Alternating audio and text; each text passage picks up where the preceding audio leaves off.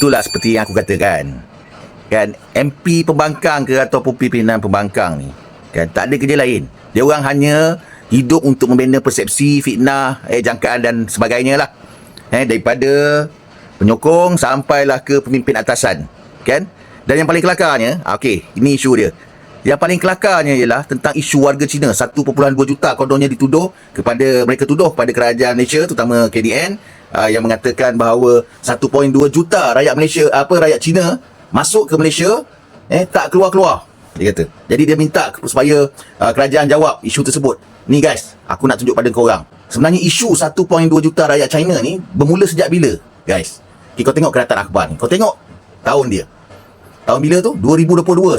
Semasa itu siapa yang perintah? Kerajaan Perikatan Nasional. Semasa itu siapa yang menjadi Menteri KDN adalah Hamzah Zainuddin. Ya, yang menjadi Menteri KDN pada masa itu.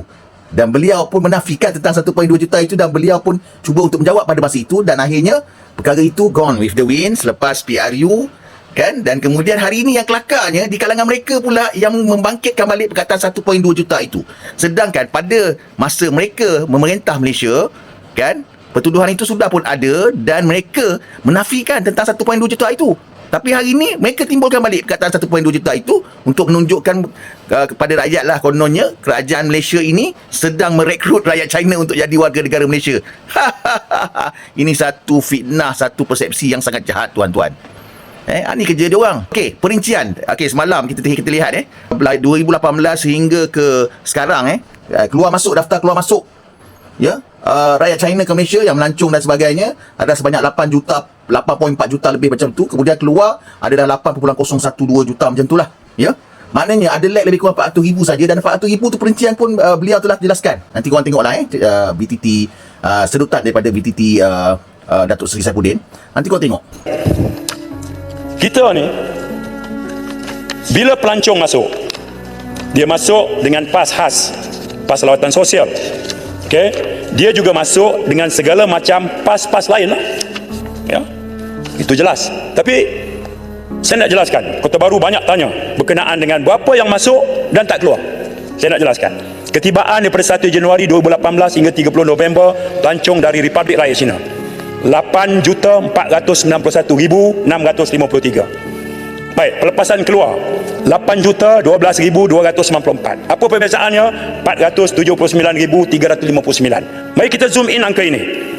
Di kalangan 479,359 ada pemegang pas jangka panjang yang aktif. Dia masuk pegang pas jangka panjang, dia tak keluar lah. Jumlahnya 129,005 orang. Baik, dia juga ada berada di depo tahanan imigresen yang kita dah tangkap. Dia ada kesalahan akta imigresen, akta pasport, sejumlah itu. Yang kita usir 5,359 kerana kesalahan di bawah akta tertentu. Telah dikeluarkan pas khas. Pas khas maksudnya dia masuk 30 hari visa free. Dia tak keluar hari 31, tapi dia dah dapat permohonan pas khas. Mengikut undang-undang yang ada sekarang, seorang yang masuk ini dia masih boleh memohon pas khas. Ini peraturan yang sama. Paguh pun kekal yang sama, Larut kekal sama, sekarang pun saya kekal yang sama. Dia boleh mohon pas khas 30 hari, 30 hari, 30 hari. Maksimum 90 hari. Jumlah 141,783. Jadi pas lawatan sosial yang belum keluar 84,817 daripada sejumlah 8,491,653. 84,000 ini masih ada. Baik, kita nak sebut, kita ada Malaysian Digital Arrival Card di mana mereka isi maklumat. Ini membolehkan pasukan penguatkuasa kita masuk dan cari mereka. Okey. Kemudian senarai nama ini kita serah kepada kedutaan negara berkenaan. Bila saya melawat negara China, saya sampaikan masalah ini. Menteri sejawatan saya bagi tahu, rakyat dia kalau keluar sekalipun langgar undang-undang negara yang dia pergi, masih boleh dikenakan tindakan. Tindakan kita satu, iaitu senarai hitam. Boleh. Okey. Jadi kita hentikanlah 1.2 juta ni kerana Ketua Pembangkang pun kata tak betul. Tak payahlah nak heret keluar. Jadi yang dahsyatnya apa? 1.2 juta tak keluar, KDN luluskan warga negara secara borong. Itu fitnah yang sangat dahsyat. Ya. Jadi dekat situ kau lihat, korang nampak tak? Korang nampak tak? Nampak tak betapa pembangkang ni tak ada isu.